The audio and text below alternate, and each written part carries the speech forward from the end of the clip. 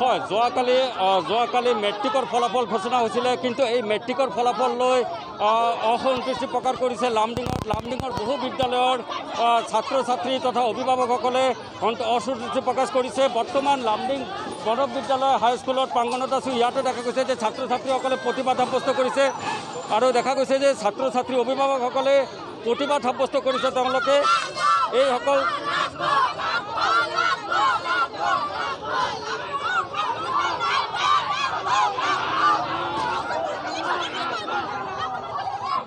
হয়, লামডিঙৰ প্ৰণৱ বিদ্যাপীঠ বিদ্যালয়ত দেখা গৈছে যে ছাত্ৰ ছাত্ৰীসকলে অভিভাৱকসকলে প্ৰতিবাদ সাব্যস্ত কৰিছে। তেওঁলোকে এই পৰীক্ষাৰ ফলাফল লৈ তেওঁলোকে সন্তুষ্ট নহয়। ইয়াৰ লগত আমাৰ লগত ছাত্ৰ ছাত্ৰীসকল আছে। আমি ছাত্ৰ ছাত্ৰীৰ লগৰ পৰা আমি মন্তব্য লোৱাৰ চেষ্টা কৰিম। কিহৰ বাবে তোমালোকে আজি প্ৰতিবাদ কৰিছা? কি তোমালোকৰ দাবী কি হৈছে? আমরা ভালো স্টুডেন্টরা যদি ফেল করে যায়, আধা মানুষ কিভাবে পাস করবে কত? আমরা সব বিষয়ে ভালো নাম্বার এলো আমরা 1-2 মার্কের লিগে বসে আছি। এখন তো আমরা মানতে পারি না। এত কষ্ট করে যখন পড়ছি তো আমরা পাস করা দরকার ছিল, সবাই পাস করেছে, বাট আঙ্গুরে কারো পাস করে নাই। বোর্ডের থেকে কোয়া হইছে যে অল স্টুডেন্ট পাস ডিক্লেয়ার দেওয়া হইছে, কইতে 30 তারিখ 31 তারিখে রেজাল্ট দেওয়া হইব। ঠিক আছে, অল স্টুডেন্ট উঠায় দাও, এটা আবার বসায় দেওয়ার কোনো মানে হয় না। আমার সামনে girls school all student pass, Ramakrishna mission all student pass. তো আঙ্গ স্কুলটার মধ্যে কি হয়েছিল, আমাদের স্যার ম্যাম আঙ্গ বসাইতে লাগছিল। কিমান স্টুডেন্ট ফেল কৰিছে? 21 জন পাস কৰাইছে, 100 জন ফেল।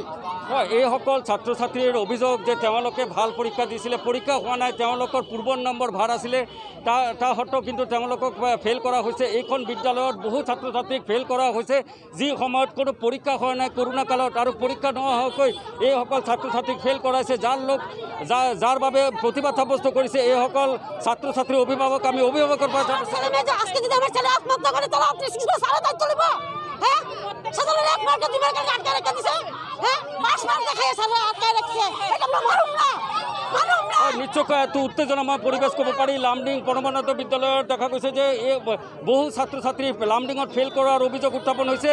আমাৰ লগত সচেতন ৰাইজ আছে, আমি সচেতন ৰাইজৰ পৰা মন্তব্য লোৱাৰ চেষ্টা কৰিম। অভিভাৱকসকল আছে, কি ক'ব, কিহৰ বাবে আজি মানে যেহেতু সমগ্র আসামে করোনা ভাইরাস ছিল, করোনা ভাইরাসের বেনিফিট সব ছাত্রছাত্রী পাইতে লাগছিল। কিছু সংখ্যক অধিক সংখ্যক স্টুডেন্টের সাথে এটা অন্যায় করা হয়েছে শিক্ষা বিভাগে।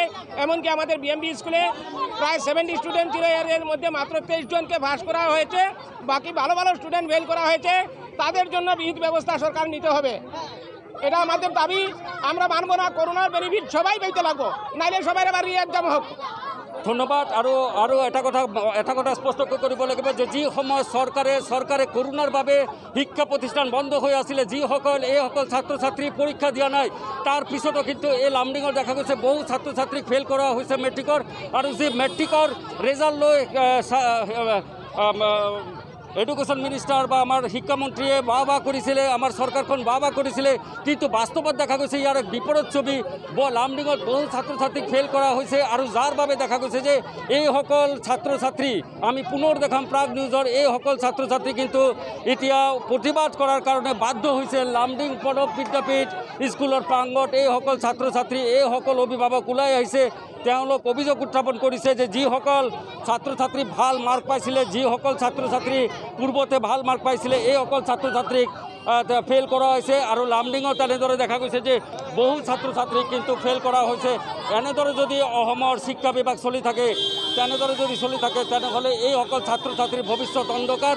আৰু অসমৰ যে এই শিক্ষাৰ যে ব্যৱস্থা, এই ব্যৱস্থালৈ এটা ডাঙৰ প্ৰশ্ন হ'ব। বৰ্তমানো কিন্তু বিভিন্ন সময়ত কিন্তু দেখা গৈছে বিভিন্ন ছাত্ৰ সংস্থাকে ধৰি বিভিন্ন সংগঠনে কিন্তু ইয়াৰ প্ৰতিবাদ কৰিছিলে, আৰু প্ৰশ্ন উত্থাপন হৈছে বৰ্তমানো যে এনেদৰে চলিব নেকি অসমৰ শিক্ষা ব্যৱস্থা।